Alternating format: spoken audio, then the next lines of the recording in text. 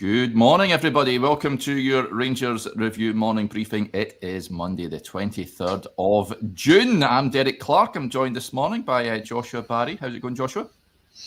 Going well, mate. How are you?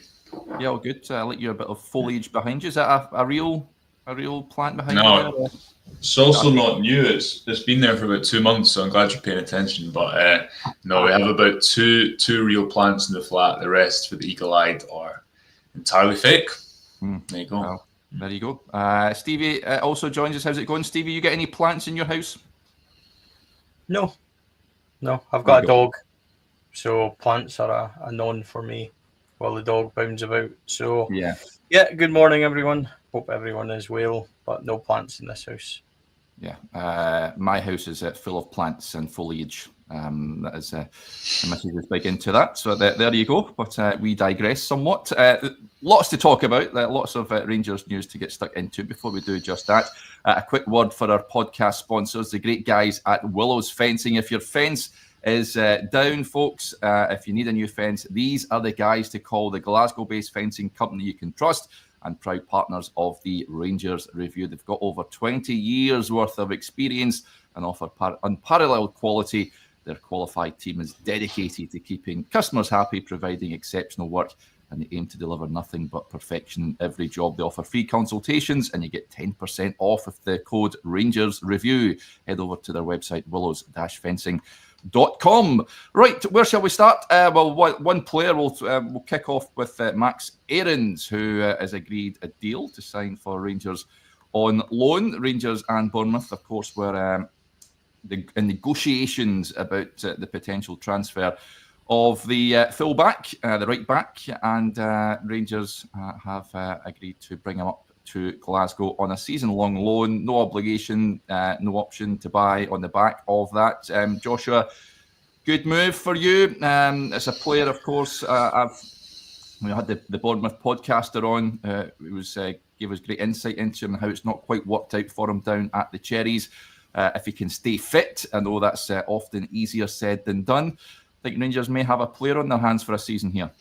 Is it Max? I thought it was Max Aarons. Yeah, it's Aarons. It's pronounced Aarons, yes. Okay, well, I bow to your superior knowledge of that. But yeah, if he's a lone player at Rangers based on what's happened in the last few years, then he will definitely be good, because that tends to be where a lot of the best recruitment is saved for. Chris obviously reported, I think last Monday or Tuesday, that there was interest, but an agreement hadn't been reached at that point. And I think at that point, Derek, there was some indecision as to whether a straight loan would be agreed by Bournemouth, because they've spent around £7 million on this player a couple of years ago. Obviously didn't play much at Valencia. And often what you find, I think, with loan deals is clubs sometimes want to wait until a little bit later in the window to see if they can get some of their money back. And I think Aarons, it falls into the category of a lot of these loan signings, a lot of the type of profile that Rangers will get, where he's 25 and he's maybe not had the best couple of years of his career. You're getting him because of that couple of years, and the question is the manager and is the environment and is the player all in the right headspace, or the relationship's right to try and make it work?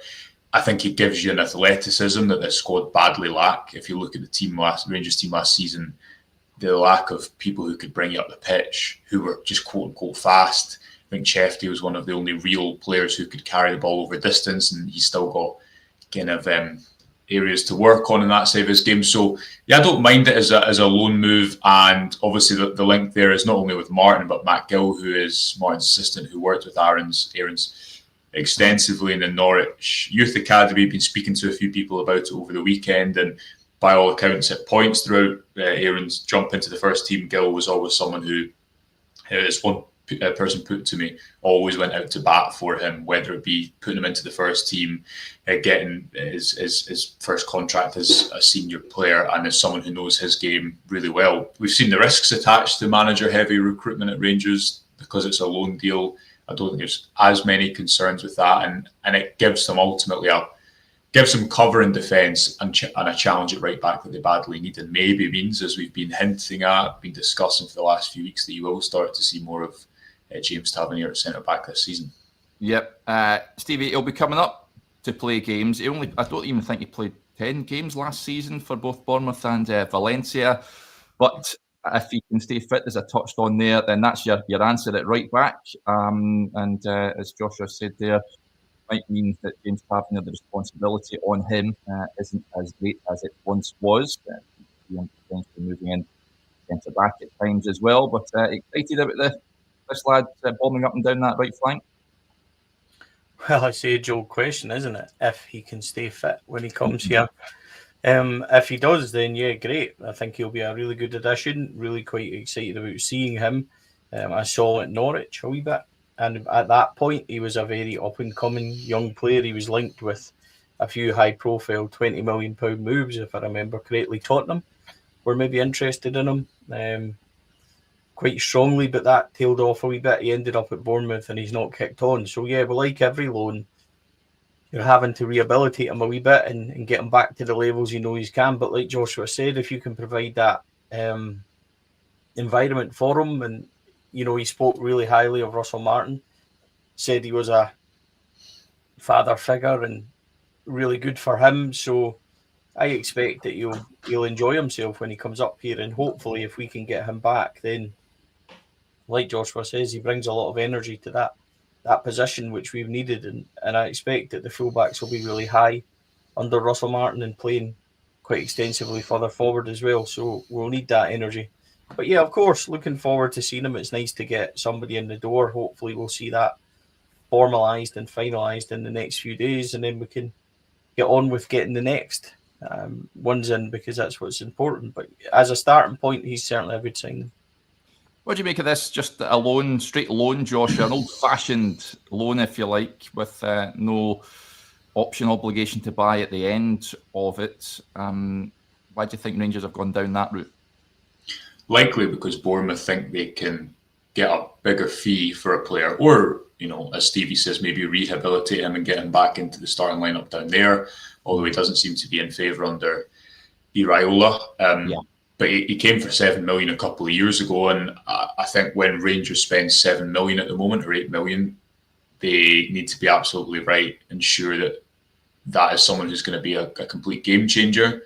Could an obligation be agreed on the end of it, or is that something that Bournemouth don't want? I'm not sure on that particular piece of information, but it is a profile of player, and we talk about that a lot, but I think it's something that Rangers need, because if you watched them last season, how many times did you watch a Rangers team where it was so one-dimensional? No one could really go beyond a man, and Aarons is someone who's played higher up the pitch earlier in his career, and he is he's an interesting profile for Martin, because he's not really the kind of, I don't think he plays inside the pitch that much, more up and down, providing width, and I'm intrigued to see what the setup's like with two fullbacks like that on either side, because Chefty's not someone who's going to play inside the pitch either, but definitely gives him a little bit of a ball carrying ability, which they've badly needed for, I'd say, going back a couple of seasons now, not just in Europe but in the Scottish Premiership too. Yeah, speaking to guys that have supported teams that Russell Martin has taken charge of, the fullbacks are important in his team, so a lot of energy required on both flanks. So Aarons will certainly provide that. Unca Dave raises the point. He's a really good signing. You don't have the likes of Barca and Bayern after you if you don't have something. We've needed genuine pace on the right for years. Yeah, he was being chased. I think when Ronald Koeman was at Barcelona, they tried to get him on loan and never quite materialised when he was at Norwich. And that move escaped him, but certainly did well down at Carrow Road. Sort of fell away a wee bit, and very much looking forward to seeing him in a Rangers jersey if, as we touched on there, he can steer clear of injury. In terms of other potential incomings, we were on at the weekend, Stevie. Another lad that has been heavily linked is Kwame Poku. Joshua's watched him a great deal. If you can get him on that right-hand flank, that would be certainly an interesting proposition for opposition defences. Yeah, well, look, I mean, I touched upon this a wee bit yesterday as well. It's all rumours, isn't it? We don't really know where we are or what we stand, so we can only really go with what's been reported out there interest-wise, and rumours are that he's one of them, and that's quite an interesting one. I certainly think it's the kind of deal that would suit us, Derek. He's got the right kind of stats. He's got the right kind of attributes you're looking for. Right-sided, left-footed. That worked all right last year, didn't it? And he's if you can get him for that cross-border fee, then I can understand why there might be an interest from Rangers. So we just need to wait and see how that turns out. The thing is, and maybe mentioned this before, we're going to be linked with so many players. I wouldn't be surprised if half the ones we're linked with, aren't the ones that actually end up coming in. So we just need to honestly wait. But if they two linked up on the right-hand side, I would still want somebody else on that right-hand side as well, Derek. I would be quite comfortable with the right-back position because Tavernier can dovetail and fill in there. And Sterling could, potentially in the long term, October time when he's back, hopefully slide in there and add some competition as well. So I would be quite comfortable with that. As for the right wing, along with if say they did get Poku in, for example, then I would still want somebody else. I think we'd be healthy to have 3 or 4 wingers in this summer. So there's a lot of work to be done. I can understand why they're certainly been linked with him. He's I think, what did he have? 12 goals and 7-8 assists last year. It was 20 goal involvements, wasn't it? And he was injured quite a lot as well. So, and he still got into Team of the Year in that division. So if that becomes reality, and we just need to wait and see, because there's obviously, Josh will know this, there's quite a lot of interest in him. It's been well documented. I think a few of the kind of headlines have been that deal's actually done, and we just need to wait and see. I'm quite grounded about it all, Derek. I don't want to get too high or low on players in case the reports aren't quite accurate and they don't end up coming along. But there's been a few linked. He's one of them. He's rumoured to be, a really top target. So we just need to wait and see. If it happened, it would be one that I think everybody would like and would welcome. But as I said, I'm quite relaxed about it all. Just need to wait and see what happens. I would like them to come in quickly, whoever it is. But I'm quite relaxed on the links and things like that because things do change. Yeah, Josh, you've had them watch, but there has been a host of clubs looking at this lad, isn't there? Not only Rangers, but clubs in the English Championship, clubs abroad as well. He's in demand. Yeah, and going back, we reported it a couple of weeks ago, but the interest, as far as we are aware, has been there for a number of months because in some ways it's an obvious one for Rangers to go after. He's a player who got 20 goal contributions, but as Stevie says, I think he missed 17 games with a hamstring injury last season, so his goal involvement numbers were pretty good. Forget the hamstring injury. It's kind of been quiet, I'd say, on that deal in recent days, but from what I know, I think the competition is pretty fierce. QPR and Ipswich have been names that I've heard that are also interested in Poku, and if it's a player who's 23 and wants to get to the Premier League, that's the balance. Can Rangers sell it to him that, look, come up here for a year or two? And this ties into why Rangers need to be a player trading club. It's not just about financial. It's so you can say to targets when you're trying to get them in the door, we have a pathway of not just players having a good couple of years here, but eventually moving them on to one of the top 5 leagues too. So as far as I'm aware, a lot of competition, and that one could be difficult to get him in the door. Definitely a position that Rangers need to strengthen. And like Stevie, it's more than one winger, because we spoke about Oscar Cortez last week, the fact he'd reported back early for pre-season. He has been fit now for a period of time, obviously didn't get that chance towards the end of last season. Outside of that, your wing options are McCausland, Dowell, Matondo and Curtis. I think Finlay Curtis will probably go on loan. Ross McCausland didn't play much last season.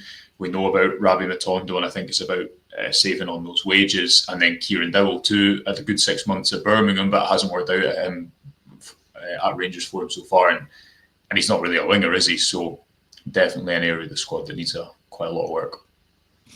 Yep. In terms of, you touched on the injury there. Of course, news emerged over the weekend. Stevie, Lyall Cameron suffered a minor personal injury in doing some preparatory work in anticipation of joining Rangers for pre-season, which kicks off today.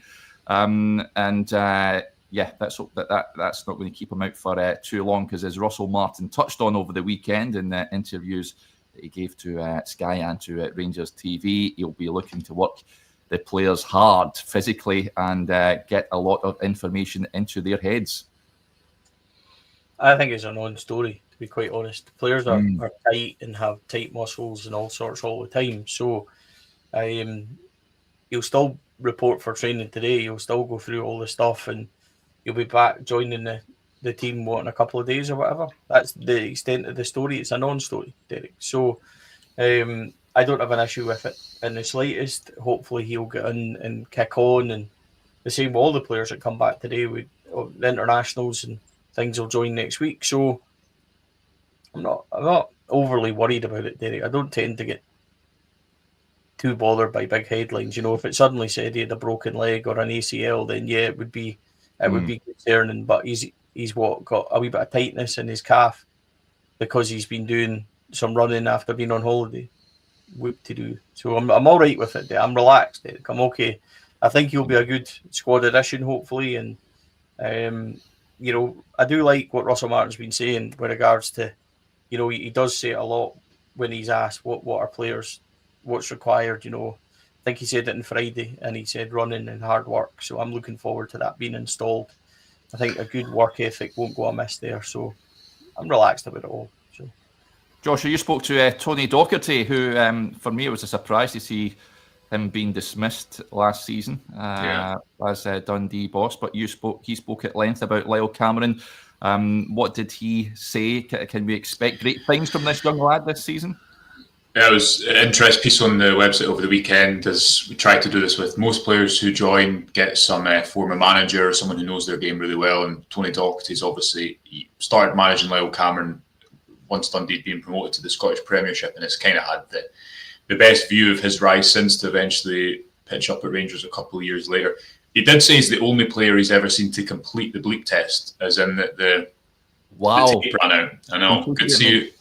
Good to see you've read the piece there. But yeah, he did say that he's completed the bleep test, and very, very complimentary of him. Like Stevie, I quite like the signing, because I think if you sign 3 or 4 Lyall Camerons, you get a couple of Connor Barons who will be fine squad players, will definitely make back their money over the course of the time at the club, and you maybe get one Lewis Ferguson every few years who will genuinely take you forward a few steps. The question with Lyall Cameron is he going to be a squad player or a real ceiling raiser? He's got good goal scoring numbers in the past couple of years, last season in particular. Tony Docherty spoke in particular about his flexibility across the midfield, but the fact that he's really at his best in the final third, that's kind of what he said he thinks separates him. Spoke about his size and his physicality. Is that going to be an issue? And lots of detail like that in the article. So I don't think he's going to be the most impactful player that Rangers sign this summer. But he's someone who's played in the Scottish Premiership, has good numbers, and also, while the pressures of Dundee are completely different, an interesting point that Tony referenced was he was under a lot of pressure, and Dundee were in a relegation fight when he signed for Rangers, which isn't easy because of the associations with that. And he managed to kind of turn it around, leave to a standing ovation. I think he scored 2 in the final day of the season as Dundee missed out in the relegation playoff spot. So it's going to be a different type of pressure for him.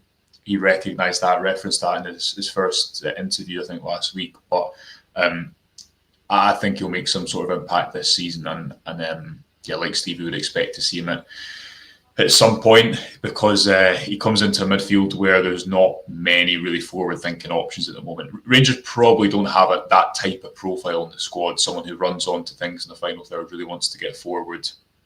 And therefore, I think it's while not a game-changing signing, I think it's a perfectly smart signing in a domestic sense. See, if Rangers are going to be successful, though, these are the type of guys that we need in the squad that are able to come in and pitch in. Every kind of Ranger squad that's successful has had squad players that are able to contribute 15 goal involvements in a season. He doesn't necessarily need to be a starter. And I thought the article was pretty good. And I liked the fact that he said he was at his best on the kind of left side 8 position, which I thought was interesting, Joshua. Because you might find that when Mohamed Diamande kind of struggling for consistency, perhaps they two will mingle in there and switch about. So it's one for me that we've given them the platform. Hopefully we create a good environment, like you said, for Max Aarons and him as well. And I'm going to call him Aarons because Russell Martin called him Aarons in his first conference. So that's good enough for me.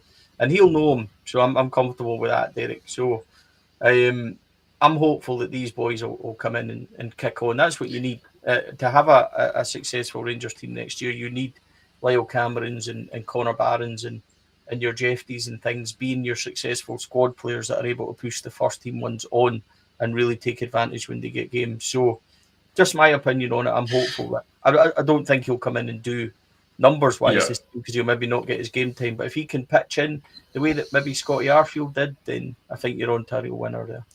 Just on what Stevie's saying there too, it's a squad game. Rangers have not played a squad game in like 3 or 4 years. You look at someone like Chefty, who was signed around this time last year. I remember speaking to someone saying he's going to challenge Ridvan.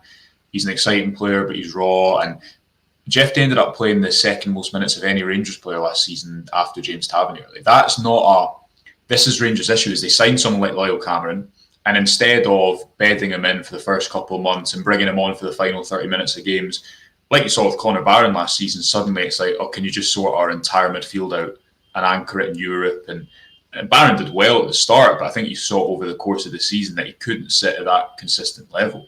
If you have a big enough squad, I think you can develop these guys properly, as opposed to relying on them to be leaders in the squad at the outset, because that's just happened too consistently. If anyone from Rangers TV is watching, please stick Max Aarons in front of a camera and tell us how you pronounce his surname, please.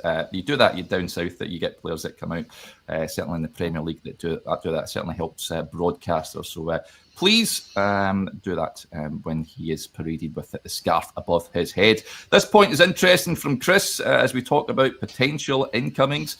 He says, I know we are desperate for new signings, but should we be worried about the lack of departures?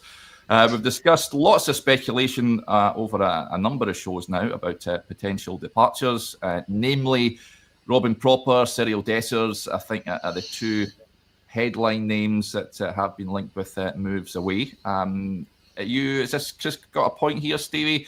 Fans maybe getting a bit uptight at certain personnel reporting for duty this morning? Yeah, I mean, look, I think everybody would like everything done last week, and I'm no different, but the players returning today will probably be the first time they meet Russell Martin, and it'll be the first discussions they have. So once you get the fitness side of it out, because I would imagine that the first 2 days, or 3 or 4 days, will be the bleak test and the running and all that kind of stuff. Once all that's done, I think there'll be conversations had with lots of players, and I think that's when you might find your Robin Propers and your ones that the Rangers might look to shift on will get told, and things will start happening.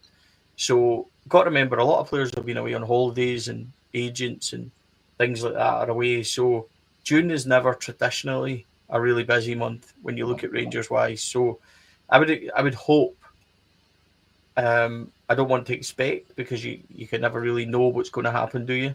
And I think that news will be even less forthcoming than it's been in previous summers with the new regime, and proper people being in there, proper professionals, as we'd like to say, and Kevin Thelwell and things like that. I don't think that they are going to be so loose with information. So we just really need to wait and see. I'd like to see quite a few of them go out and answer maybe to the question, and hopefully we'll see that over the next month or so. But it is a long window, Derek. We're going right until the end of August, aren't we? Into first day of September. So there's plenty of time, and I would hope that there is a considerable amount of faces going out the door, because I continue to say you could lose 8 to 10 from this squad and still be, fairly comfortable that you won't miss many of them. So lots of time to do it in. It's a marathon, not a sprint. But like the boy says there, I think we would all like some more action, wouldn't we? Because we're impatient that way. But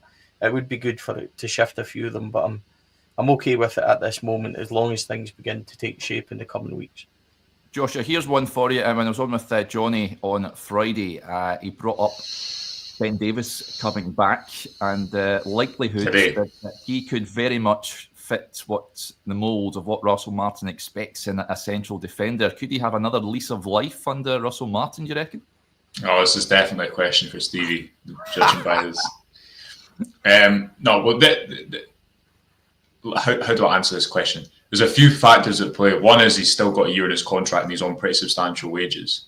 In an ideal world, if Ben Davies was arriving, Derek, let's say he was arriving on a free and he'd continued to stay in the Championship and he hadn't moved to Liverpool and he was just like a solid Championship defender and he had a good left foot, I think people would think, oh, interesting profile, can play the ball.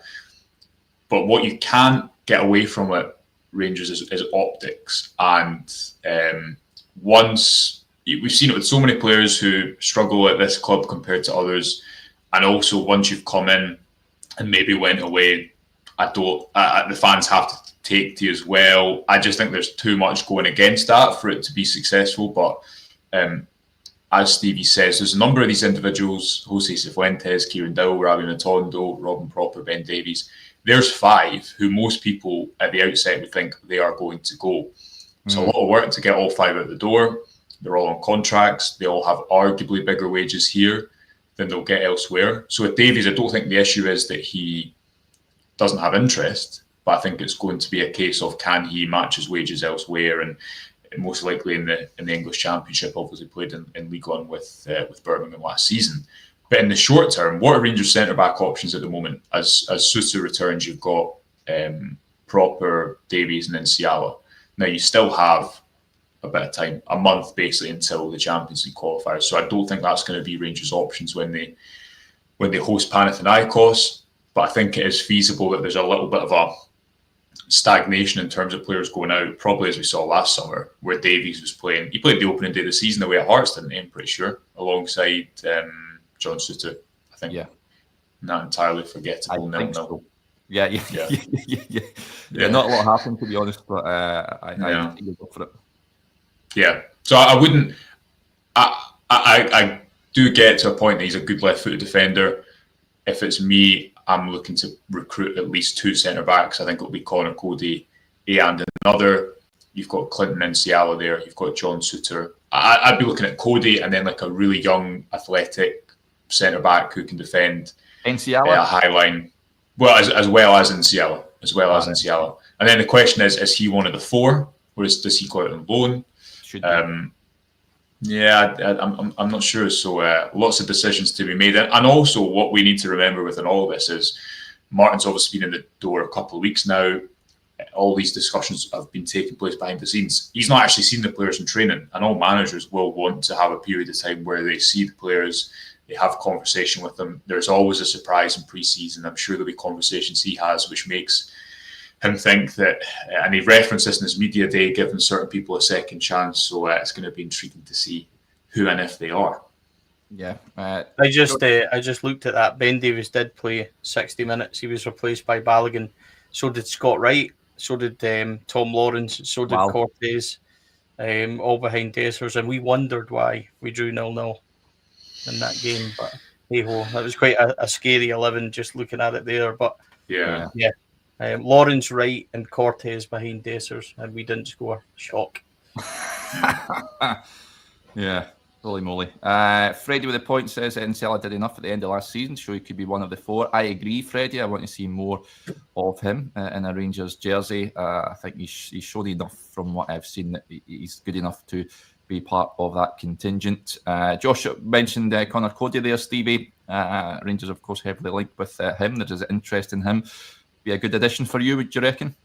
He's another one rumoured, isn't he? See, on the kind of Ben Davies thing as well, I just think there's a desire and a need to have a fresh start in there. And I realise that we're not going to have 20 players in and 20 players out.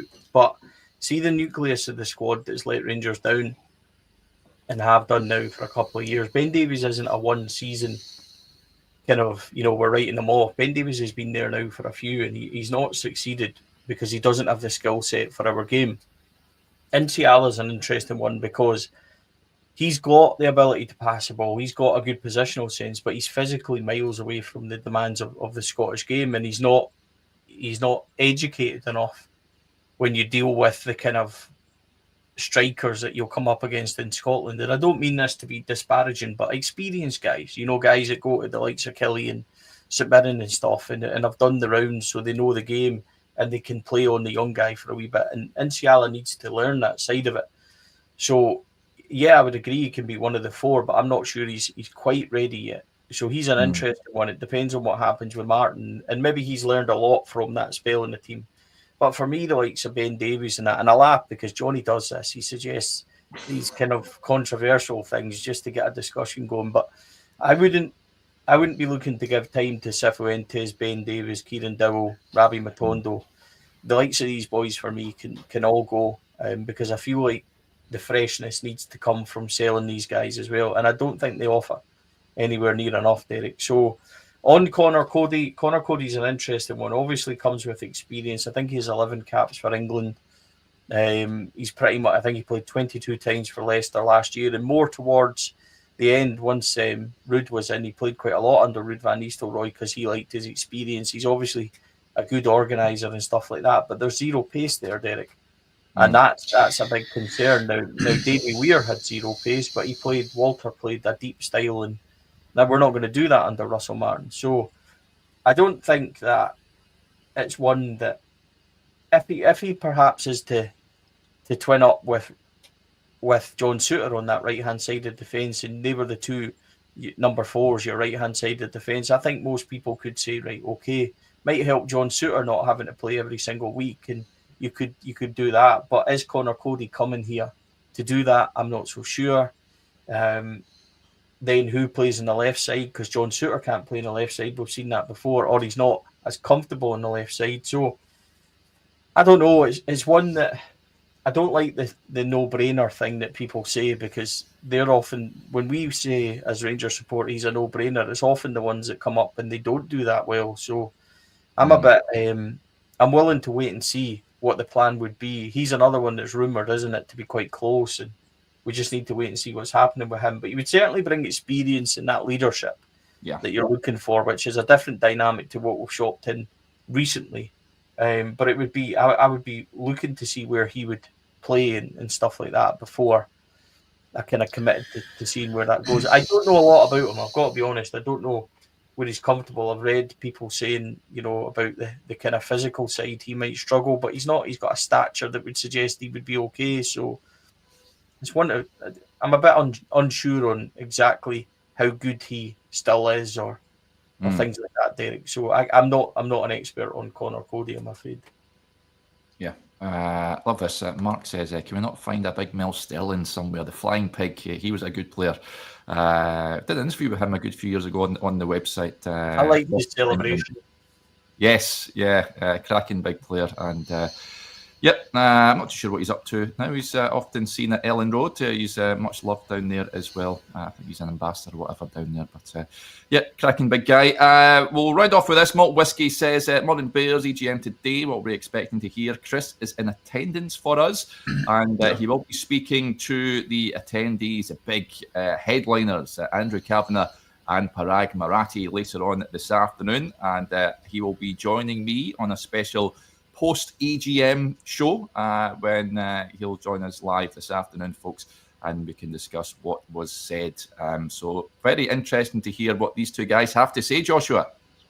Yeah, it's going to be Chris has got a great piece on the website which kind of sets the scene for the EGM, not the AGM. And as you say, he's been right across this from the off. So looking forward to tuning into yourself and him later and seeing what's what. I don't expect it to be a particularly contentious EGM, but because of the events of the last 6 months, real fascination to hear the new Rangers chairman and vice chairman, see to what extent they lay out some plans, because everyone obviously at the moment is thinking about Connor Cody and Max Aarons and the short-term squad building, but there's a much bigger picture here that has to be at play, that will be interesting to see to what extent they go into that. So lots to come on the website today. Stay tuned right across our social channels, and obviously you can tune in to hear from Chris and yourself slightly later on too. Yeah, Thomas says, is that for everyone and members only, Derek? We'll make it available to everyone, Thomas. I think we'll probably go live. It will be later on this afternoon once Chris is done and dusted. But make sure you keep your eyes peeled for that, because it will be interesting to hear what they have to say. It's the first time we've actually heard from both of them in this sort of format, apart from, of course, that the statement when the takeover was announced. So, watch this space with regards to that. Right. Big thank you to Stevie and to Joshua as ever, and to you all in the chat for contributing to the show. It is much appreciated. Those of you that are members, incidentally, we will record our usual Q&A this afternoon. Tell you what, we'll record it at the slightly earlier time of 1 p.m. So that we're done and dusted in time for our chat with Chris later. So I'll pop the link out on the community page a little later on, folks. Get your questions in and we'll get through as many as we possibly can. If I don't speak to you then enjoy your Monday, whatever you are up to. And we'll chat again soon. Bye for now.